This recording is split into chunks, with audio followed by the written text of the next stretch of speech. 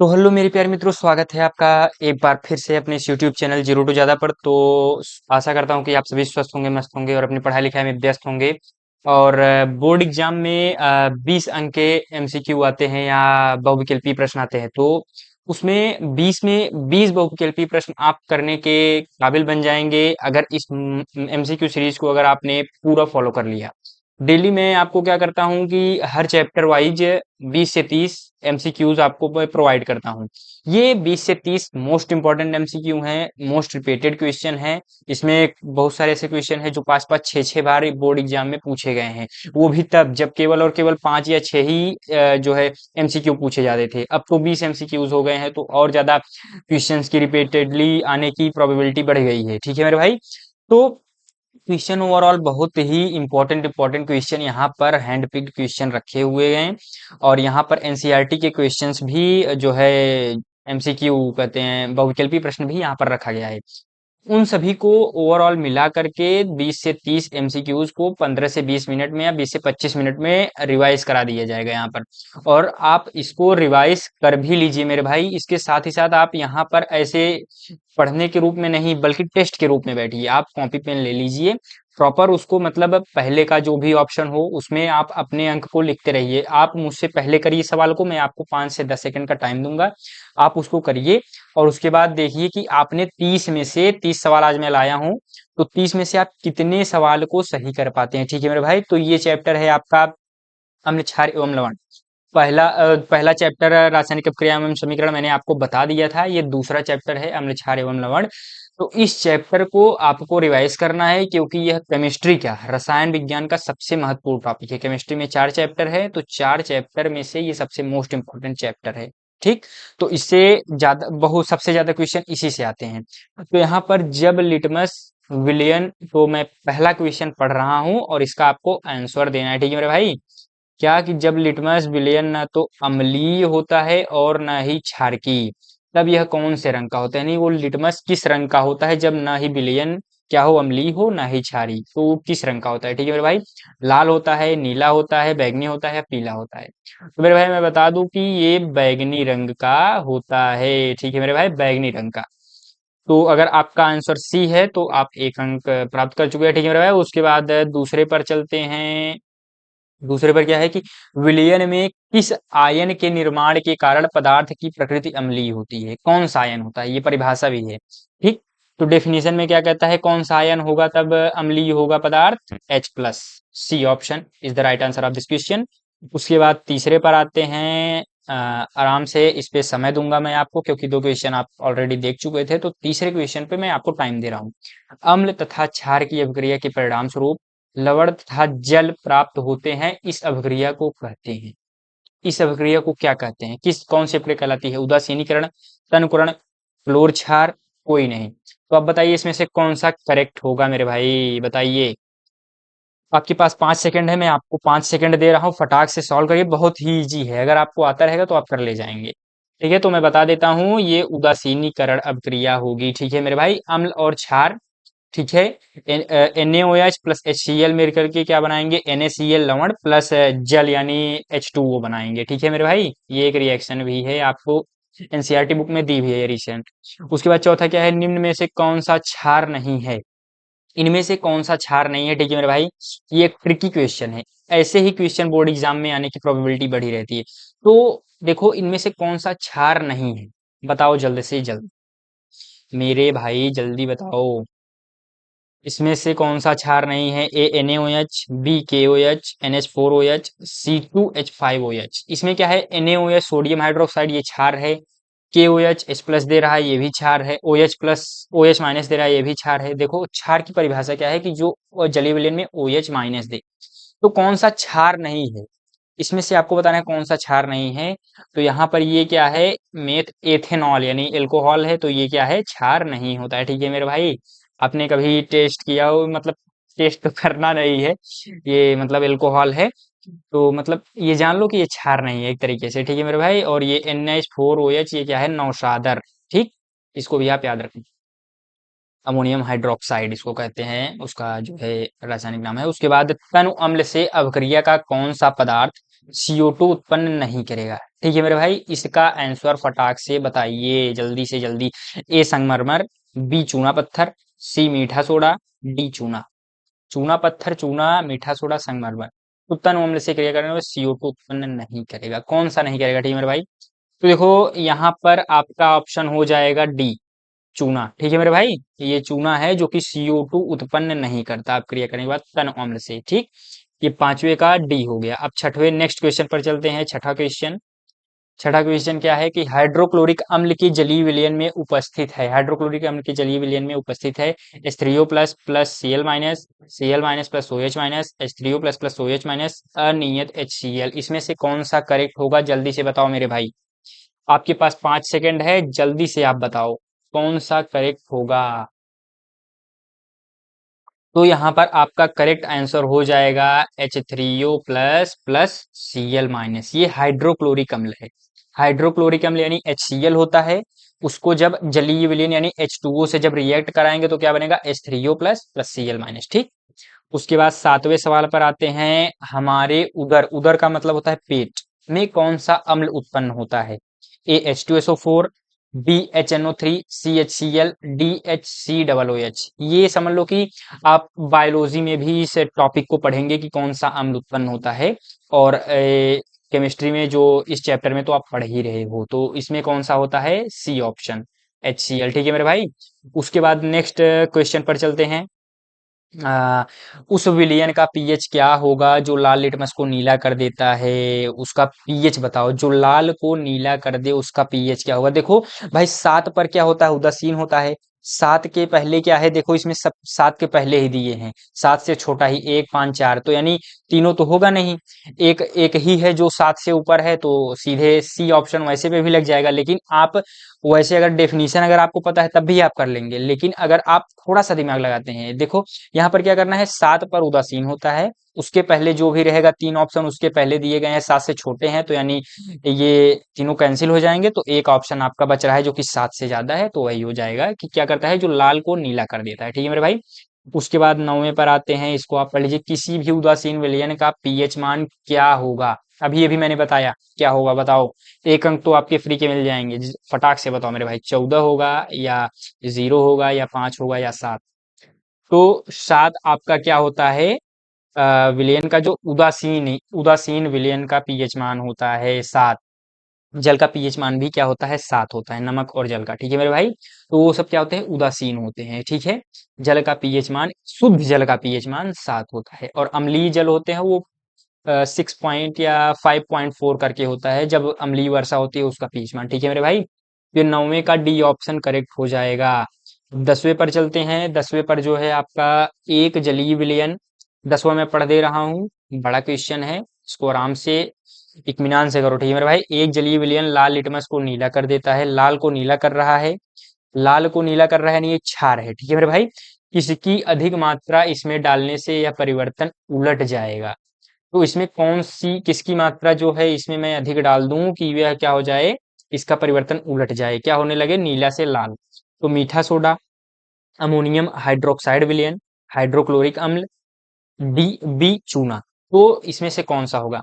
तो इसमें देखो, अगर ये क्या कर रहा है? ये क्षार पदार्थ है। ठीक है मेरे भाई, क्षारीय विलयन है, तो उसको अगर अम्लीय करना है तो अम्ल डालना पड़ेगा। अम्ल के लिए क्या होता है? आप जानते ही हैं, हाइड्रोक्लोरिक अम्ल नाम में ही लिखा गया है, तो भाई आगे करना ही क्या था? इजी सवाल एकदम। ठीक है मेरे भाई, उसके बाद 11वां सवाल, कोई विलयन नीले लिटमस को लाल कर देता है, इसका पीएच होगा? नीले से लाल। ठीक है मेरे भाई, उल्टा है ये वाला, आराम से कर ले जाओगे। फिर से उसी तरीके से अगर आप कर रहे हो तो कर ले जाओगे। ठीक है मेरे भाई, कौन सा होगा? नीले से लाल कर रहा है, देखो 7 या 7 से जो बड़े हैं, देखो यहाँ पर क्या है कि 3 ऑप्शन क्या है? वो 7 या 7 से बड़े हैं। 7 पर उदासीन होता है तो 7 तो होगा नहीं। 8 और 10 क्या है? 7 से बड़े हैं, तो यानी ये क्षार वाला कंडीशन है, तो एक ही है जो कि 7 से नीचे है। एक सेकेंड रुक जाइए, ये क्या हो रहा है? तो एक ही ऑप्शन है जो कि 7 से कम है, ए ऑप्शन, तो वो आपका करेक्ट हो जाएगा। ठीक है मेरे भाई, अब हाँ, ये सवाल इंपॉर्टेंट है, आपको पता होना चाहिए। ठीक है मेरे भाई, पता होना चाहिए। दांत साफ करने के लिए प्रायः टूथपेस्ट की प्रकृति होती है, मोस्ट इंपॉर्टेंट है। और साथ ही साथ आपको पता होना चाहिए, बायोलॉजी का भी क्वेश्चन एक तरीके से हो सकता है। तो अम्लीय, ए अम्लीय, बी उदासीन, सी क्षारीय, डी संक्षारकी। तो 12वें का कौन सा करेक्ट होगा? ठीक है मेरे भाई, आप बताओ जल्दी से जल्दी। 12वें का कौन सा ऑप्शन होगा? जो आप ब्रश करते हो टूथपेस्ट, तो उसमें कौन सा जो है वो किस प्रकृति का होता है? वो क्षारीय प्रकृति का होता है, क्योंकि हम जब भोजन वगैरह करते हैं तो हमारे जो है दांत में अम्लीयता जमी होती है, तो उसको जो है क्षार से करेंगे तभी हमारा दांत क्या होगा? साफ होगा, स्वच्छ होगा। ठीक है मेरे भाई। और उसके बाद नेक्स्ट क्वेश्चन दांत से रिलेटेड फिर से है। दांतों के इनेमल, दंतवल्क कहते हैं, में कौन सा पदार्थ होता है? A magnesium hydroxide, B calcium hydroxide, C calcium sulphate, D calcium phosphate. ठीक है, इसको आप आराम से करो। 5 सेकंड दे रहा हूँ, इसको मैं 10 सेकंड दे रहा हूँ, आराम से करो इसको। ठीक है, ध्यान से। अगर आपने अभी बायोलॉजी तो पढ़ा नहीं है, लेकिन फिर भी इसको याद रखना। ठीक है मेरे भाई, ये आ सकता है बोर्ड एग्जाम में, क्योंकि ये थोड़ा मतलब अगर पेपर टफ बनेगा तब भी आप कर ले जाओगे। ठीक है, तो इसलिए टफ पेपर में आ सकता है, इसलिए आप इसको जरूर से जरूर याद रखो। जल्दी से करो। कौन सा होगा इसमें बताओ मेरे भाई? यहाँ पर होगा आपका 13वें का डी कैल्शियम फास्फेट। ठीक है मेरे भाई। अब नेक्स्ट क्वेश्चन पर चलते हैं। जो है आपका सिट्रिक अम्ल पाया जाता है टमाटर में, इमली में, खट्टे दूध में, संतरे में। किसमें पाया जाता है सिट्रिक अम्ल? सिट्रिक अम्ल किसमें पाया जाता है? ठीक है, ये सारी चीजें आपको याद रखनी है। सिट्रिक अम्ल, टार्टरिक अम्ल और वगैरह वगैरह जो भी हैं, ऑक्सैलिक एसिड, ऑक्सैलिक अम्ल, ये सारी चीजें आपको याद होनी चाहिए। तो इसका डी ऑप्शन हो जाएगा, संतरे में सिट्रिक अम्ल पाया जाता है। ठीक है मेरे भाई। अब उसके बाद जो है, अ, एक सेकंड रुको, ये वाला ले हाइलाइटर नहीं, ये लेता हूँ। चलो ठीक है, आगे चलते हैं। टार्टरिक अम्ल पाया जाता है ए संतरे में, बी इमली में, सी टमाटर में, डी खट्टे दूध में। किसमें टार्टरिक अम्ल पाया जाता है? बताओ मेरे भाई। टार्टरिक अम्ल, एक मैं बता दे रहा हूँ, इमली में। ठीक है, यानी जो है सिट्रिक अम्ल संतरे में, स से सिट्रिक है, स से संतरा। ठीक, इतना जान लो। अब टार्टरिक है तो इमली, इसको थोड़ा सा याद रखो। ठीक है, इमली को। ठीक है, उसके बाद नेक्स्ट ऑप्शन पर चलते हैं। उसको भी कुछ ट्रिक व्रिक बना के याद कर लेना, एट द एंड आपको याद होना चाहिए। ठीक है मेरे भाई। मेथेनोइक अम्ल पाया जाता है चींटी के डंक में, बी टमाटर में, सी संतरे में, डी सिरके में। अब देखो यहाँ पे मेरे भाई, संतरा तो पहले ही कैंसिल हो जाएगा। अभी संतरा तो ऊपर मैंने बताया कि वो किस में पाया जाता है, सिट्रिक अम्ल में। ठीक है मेरे भाई, तो यहाँ पर तो संतरा तो होगा नहीं, टमाटर हो सकता है, या चींटी के डंक, या सिरका। ठीक है भाई। तो इसमें से कौन सा मेथेनोइक अम्ल किसमें पाया जाता है? 16वां आप बताइए। तो 16वां मेथेनोइक अम्ल चींटी के डंक में। ठीक है मेरे भाई। उसके बाद नेक्स्ट ऑप्शन पर चलते हैं। ऑक्सैलिक अम्ल पाया जाता है, ऑक्सैलिक अम्ल 17वां संतरे में, ये तो होगा नहीं। इमली में, ये भी नहीं होगा। अब सी और डी में से कोई एक ऑप्शन होगा आपका 17वें का। ठीक है मेरे भाई, 17वें का सी और डी में से। तो ऑक्सैलिक अम्ल किस में पाया जाता है? आपका टमाटर में। ठीक है मेरे भाई। तो ये सारे क्वेश्चन समझ लो, एक ही रूप के है, तो यानी 5-6 क्वेश्चन मैं एक ही टाइप के लाया हूँ। आप इसको नोट कर लो। ऑक्सैलिक अम्ल किस में पाया जाता है, सिट्रिक अम्ल किस में पाया जाता है, लैक्टिक अम्ल किस में पाया जाता है, उसके बाद टार्टरिक अम्ल किस में पाया जाता है, ये सारी चीजें आप याद कर लो। ठीक है, लैक्टिक अम्ल पाया जाता है ए संतरे में, बी इमली में, सी दही में, डी नींबू में। तो 18वें का मुझे लगता है सी ऑप्शन होगा, क्योंकि ये लैक्टिक अम्ल जो है दही में ही पाया जाता है। ठीक है मेरे भाई। उसके बाद नेक्स्ट ऑप्शन पर चलते हैं। निम्न में से सोडियम हाइड्रोजन कार्बोनेट किसका रासायनिक नाम है? विरंजक चूर्ण, बी बेकिंग सोडा, सी जिप्सम, डी उपरोक्त सभी। ठीक है, सोडियम हाइड्रोजन कार्बोनेट किसका नाम है? सोडियम हाइड्रोजन कार्बोनेट किसका नाम है बताओ मेरे भाई? विरंजक चूर्ण, जिप्सम, बेकिंग सोडा, उपरोक्त सभी। तो आप जल्दी से बताओ। इसमें आपका क्या हो जाएगा? Baking soda. Baking soda option हो जाएगा, सोडियम हाइड्रोजन कार्बोनेट NaHCO3। ठीक, इसको हम सोडियम बाई कार्बोनेट भी कहते हैं। ठीक है मेरे भाई, सोडियम बाई कार्बोनेट या सोडियम हाइड्रोजन कार्बोनेट। उसके बाद किसका जलीय विलयन सफेदी के लिए उपयोग होता है? तो सफेदी के लिए किसका जलीय विलयन उपयोग होता है? तो 20वें का ACaCO3 calcium carbonate, calcium oxide, CaOH calcium, calcium dihydroxide, उसके बाद कैल्शियम सल्फेट। तो इसमें से कौन सा ऑप्शन होगा आपका मेरे भाई? तो कैल्शियम कार्बोनेट का जो है उपयोग इस विलयन का सफेदी के लिए किया जाता है। ठीक, सफेदी के लिए किसका किया जाता है? कैल्शियम कार्बोनेट का। उसके बाद 21वें पर आते हैं। बुझे चूने का सूत्र है, बुझे चूने का सूत्र है, बताओ मेरे भाई कौन सा ऑप्शन होगा? ए कैल्शियम ऑक्साइड, कैल्शियम डाइहाइड्रोक्साइड, उसके बाद कैल्शियम कार्बोनेट, कैल्शियम क्लोराइड। जल्दी से बताओ इसमें से कौन सा आपका करेक्ट ऑप्शन होने वाला है। ठीक है, 5 सेकंड का टाइम दे रहा हूं, आप आराम से बताइए। तो इसमें कौन सा ऑप्शन होने वाला है, सी होगा या बी होगा या ए, कौन सा होगा?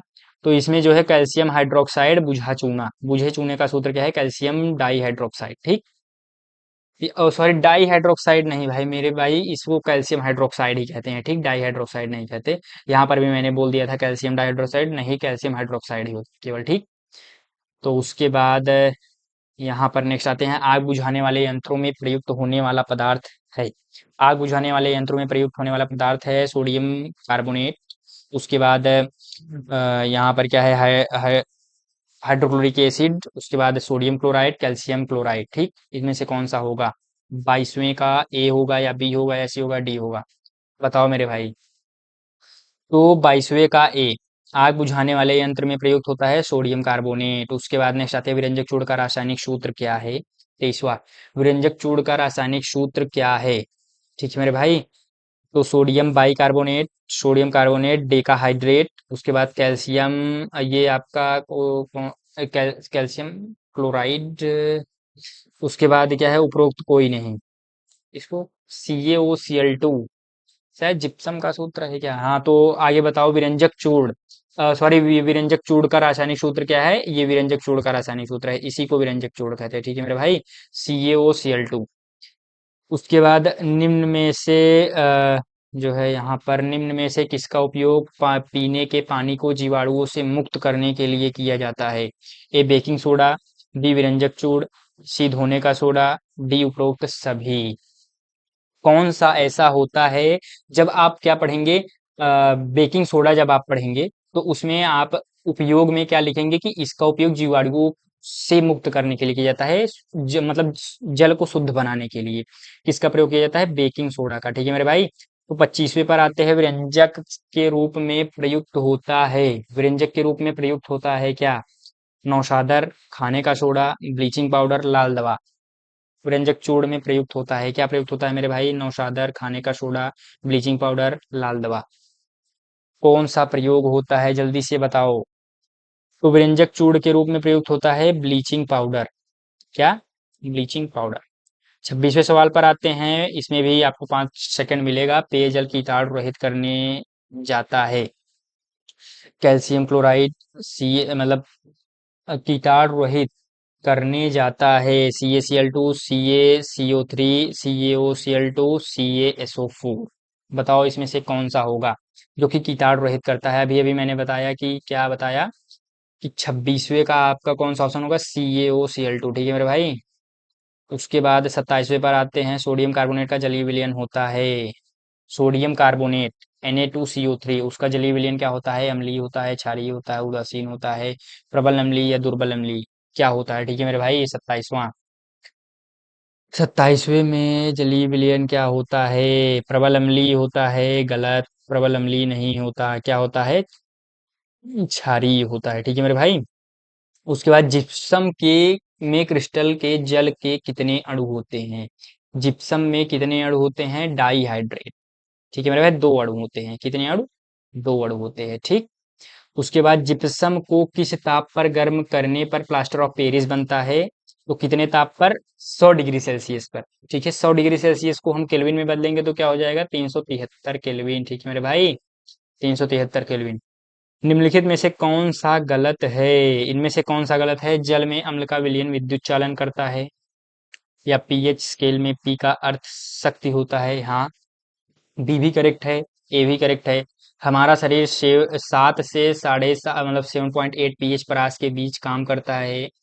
कैल्शियम सल्फेट अर्धहाइड्रेट को विरंजक चूर्ण कहते हैं। कैल्शियम सल्फेट अर्धहाइड्रेट को क्या कहते हैं? विरंजक चूर्ण कहते हैं। इनमें से कौन सा सही? अभी विरंजक चूर्ण हमने पढ़ा, विरंजक चूर्ण किसको कहते हैं? CaOCl2 को कहते हैं। ठीक है मेरे भाई। तो ये यहाँ पर कौन सा ऑप्शन में हो जाएगा? डी ऑप्शन क्या हो जाएगा? गलत हो जाएगा, क्योंकि हमने अभी ऊपर क्या पढ़ा, विरंजक चूर्ण किसे कहते हैं। यहाँ पर एक क्वेश्चन था, मैं आपको दिखा दे रहा हूँ। प्रयुक्त होता है बुझा चूना, जलीय विलयन कहाँ पर था? नहीं, और ऊपर यहाँ पर विरंजक चूर्ण के रूप में प्रयुक्त होता है ब्लीचिंग पाउडर। हाँ, ये हाँ, विरंजक चूर्ण का रासायनिक सूत्र क्या है? CaOCl2। ठीक है मेरे भाई। तो यहाँ पर क्या है, तो CaO Cl2 का ये नहीं होता, कैल्शियम सल्फेट अर्ध हाइड्रेट नहीं होगा। ठीक है मेरे भाई, ये क्या होता है, कैल्शियम सल्फेट अर्ध हाइड्रेट आपका क्या होता है, प्लास्टर ऑफ पेरिस। ठीक है, और विरंजक चूड़ CaO Cl2। तो यहाँ तक 30 MCQs मैंने डिस्कस करने थे, आपको डिस्कस कर दिए, आपको बता दिए। इसमें से जो आपको आता था बहुत अच्छा, आपने 15 किए, 10 किए, कमेंट में टाइप करो कि मैंने कितने सही किए 30 में से। ठीक है, तो आप 30 में से 30 किए, बहुत ही बढ़िया भाई, आपकी तैयारी मतलब एकदम 90 पार, ये 95 पार लाने की है, टॉप 10 में रैंक लाने की है, टॉप 100 में यूपी बोर्ड में। ठीक है मेरे भाई, अगर 30 में 30 कर रहे हो तो बहुत बढ़िया, क्योंकि इसमें टफ क्वेश्चंस भी हैं, 5 से 10 क्वेश्चन जो कि टफ हैं। अगर आप 25 कर रहे हो बहुत अच्छा है, अगर 20 भी कर रहे हो मेरे भाई तब भी बहुत अच्छा है। लेकिन जो बचे हुए 10 हैं, आपको क्यों नहीं आया है, आपने रिवीजन नहीं किया है, या आपने जो है, अगर आपने उससे कुछ सीखा है अभी तक नहीं पढ़ा, तो उसको आप अपने नोट्स में उतार लीजिए, या उसको एक दो बार रिवाइज कर लीजिए, ताकि वो आपको 30 के 30 आपको इसमें से याद होने चाहिए। ठीक है मेरे भाई, वीडियो देखने के बाद अगर आप फिर से इसको रिवीजन करें इस पीडीएफ का, तो आपको 30 के 30 करेक्ट होने चाहिए। ठीक है मेरे भाई, क्योंकि इसी में से आएगा बोर्ड एग्जाम में, मैं गारंटीड दे रहा हूँ। अगर 20 एमसीक्यूज हैं, अगर आपने प्रॉपर 13 चैप्टर के मेरे जो 13 लेक्चर को फॉलो कर लिया, तो गारंटीड है कि 18 से 19, किसी किसी सेट में 20 में से 20 आप कर ले जाएंगे, किसी किसी सेट में हो सकता है एक या दो सवाल बाहर से आएगा, बाकी आप 18 से 19 सवाल इसी में से देखेंगे। ठीक है मेरे भाई, तो आराम से इसको कर लीजिए, 300 से 400 एमसीक्यूज टोटल डिस्कस करने हैं, तो 30 यहाँ पर है। तो अगर देखा जाए तो 13 या 39, तो 350 एमसीक्यू में ये पूरा मतलब बुक का जो है महत्वपूर्ण जो है एमसीक्यू कंप्लीट हो जाएगा 350 में से, जिसमें से आपको 200 तो नॉर्मल रहेंगे, बाकी 150 अच्छे लेवल के क्वेश्चन रहेंगे। ठीक है मेरे भाई, तो आराम से इसको रिवाइज कर लीजिए। ठीक है मेरे भाई, तो इसी के साथ चलते हैं, धन्यवाद। और 30 एमसीक्यू डिस्कस करना था, नेक्स्ट वीडियो में मिलेंगे नेक्स्ट चैप्टर के साथ, और उसका भी जो है डिस्कशन करेंगे, वो भी 20 से 25 या 30 हो सकता है एमसीक्यूज उसमें भी आए, तो उसको भी आप रिवाइज करते रहिएगा और अपनी तैयारी में जुटे रहिए, क्योंकि जल्द ही जो है बोर्ड एग्जाम आने वाला है, लगभग 100 एक 100 दिन बचे हुए हैं, बहुत ज़्यादा टाइम है नहीं, 2 3 4 महीने का समय है, तो झोंक दो अपने आप को, अच्छे से अच्छा स्कोर लाओ भाई। देखो 70 80 तो सब ले आते हैं, उसके ऊपर जाओ यार भाई, 95 98 99, तब तो मजा है उसमें, एकदम मेहनत करो उसके लिए। अगर अभी से पढ़ रहे हो, 4 5 महीने हैं, तो आराम से आ सकता है। अगर आप अभी तक अगर कोई अगर आपको गाइडेंस नहीं मिल रहा है किसी के द्वारा, तो मैं आपको गाइड करूंगा पर्सनली। मार्क बूस्टर सीरीज जो कि मैंने लॉन्च किया है, वो जो कि टोटली फ्री ऑफ कॉस्ट है। ठीक है मेरे भाई, एकदम फ्री, एक भी रुपया नहीं देना है, 0 रुपया, 0 रुपए में, बिल्कुल ही आप 0 रुपए में मुझसे मैं आपको गाइड करूंगा, और उसके बाद मेरे द्वारा आपका टेस्ट लिया जाएगा। ठीक है मेरे भाई, आपको टेस्ट भी लूंगा, गाइड भी करूंगा, और कुछ रिसोर्सेज भी प्रोवाइड करूंगा। तो ओवरऑल अगर आप को ज्वाइन होना है, कैसे ज्वाइन होना है, तो मैं लिंक डिस्क्रिप्शन में है टेलीग्राम और व्हाट्सएप का, तो उसमें से आप किसी पर भी क्लिक करेंगे, तो उसके बाद आप जब चैनल पे जाएंगे तो ज्वाइन कर लो या फॉलो कर लो, उसके बाद आप ऑलरेडी इनरोल हो जाएंगे बैच में। उसके बाद बाकी की चीजें मैं देखूंगा, आपका टेस्ट होगा, आपका मतलब क्वेश्चन प्रैक्टिस, मतलब हर चीजें होंगी मेरे भाई, टारगेट भी दिए जाएगा, आपका डेली टाइम टेबल भी बनाया जाएगा, स्ट्रेटजी वीडियो भी बताई जाएगी, सारी चीजें होंगी। तो उसको ज्वाइन करना बिल्कुल भी ना भूले, क्योंकि फ्री ऑफ कॉस्ट है भाई, तो आराम से ज्वाइन करो, एक भी रुपया नहीं लगने वाला है। ठीक है मेरे भाई, तो आराम से ज्वाइन करो, तो इसी के साथ चलते हैं, धन्यवाद। अपनी तैयारी एकदम बेहतरीन रूप से करते रहिए, चलते हैं, धन्यवाद, बाय बाय, राधा स्वामी।